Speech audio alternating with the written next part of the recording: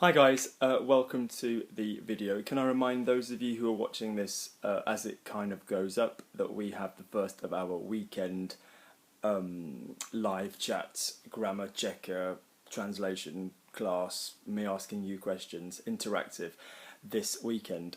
So this video is a video that is really important because one of the main things that crops up in exams that really can ruin a really easy sentence is whether or not you've got the business of what's going on before a noun. So without patronising you, a noun is the name of a thing, so cap, face, hair, coins, apples, etc.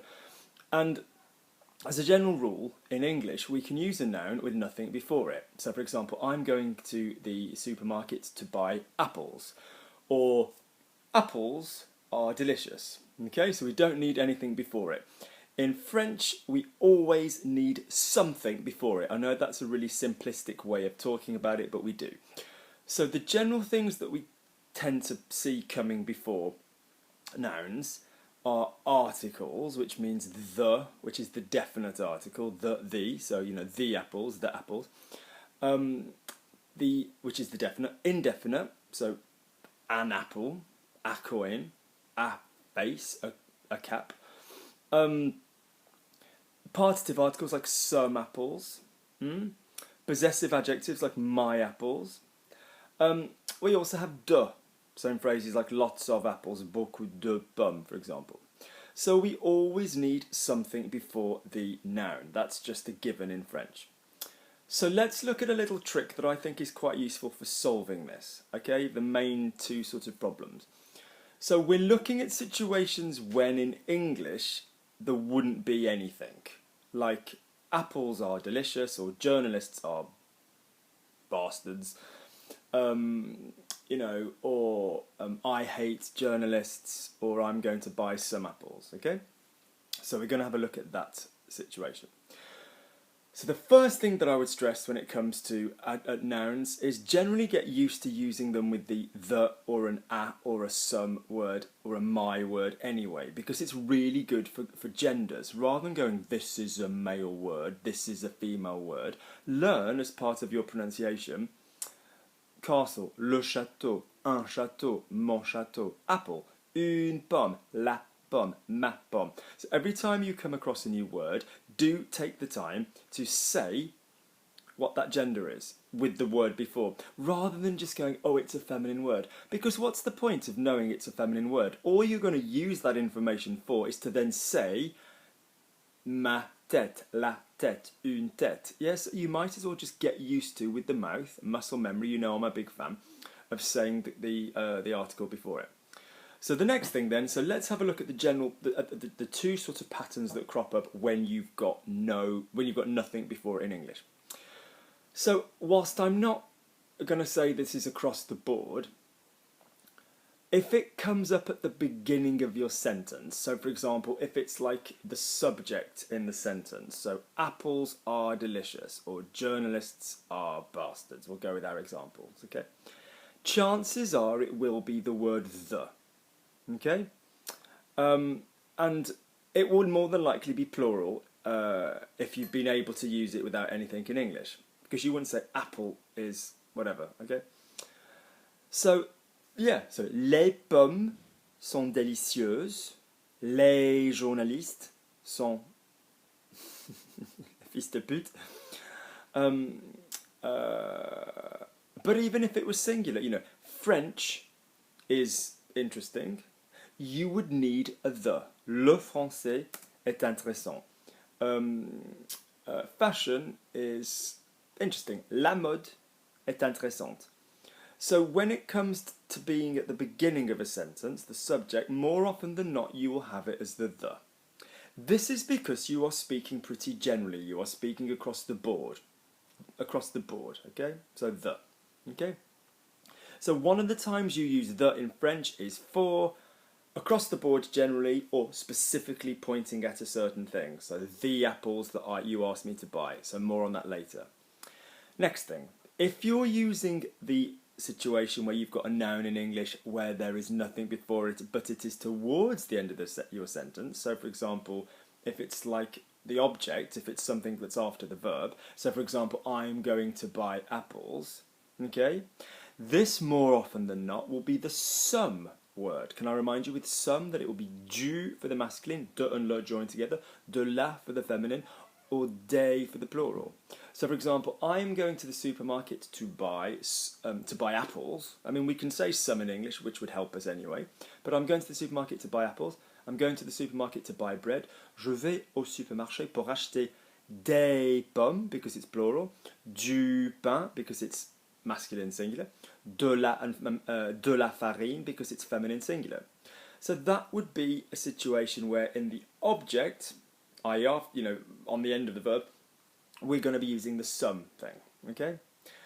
So let's just give you a few examples with that one. Let's finish the thing and then do some examples at the end. So the other issue that you have is, even if it's in the object clause, for want of a better way of saying it, if it's the after your verb, if it's been touched by your verb, sometimes it will still be the, yeah, as opposed to the some, because you are talking generally again, like I've previously said. You're talking across the board. So for example, he loves French. Okay, you're not using anything before it. Il aime le français. I like art. J'aime l'art. I need a the, because it's general. It's not specific. Okay. He likes. I love horses. J'aime les chevaux, because it's generally horses. Okay, so when it's general, you will stick in the.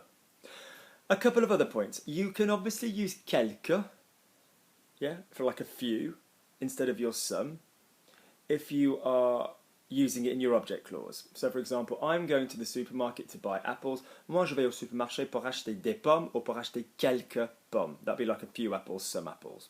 Can I remind you, quelques is not exchangeable with some if it's a singular some. So I'm going to the supermarket to buy some water, which is a quantity, a non-specific and non-countable quantity. Je vais au supermarché pour acheter de l'eau. To buy some flour, de la farine. To buy some bread, du pain, du vin, du boursin, whatever, some cheese. That was an advert that was around for years. So that is another thing that will happen. So let's look at some examples.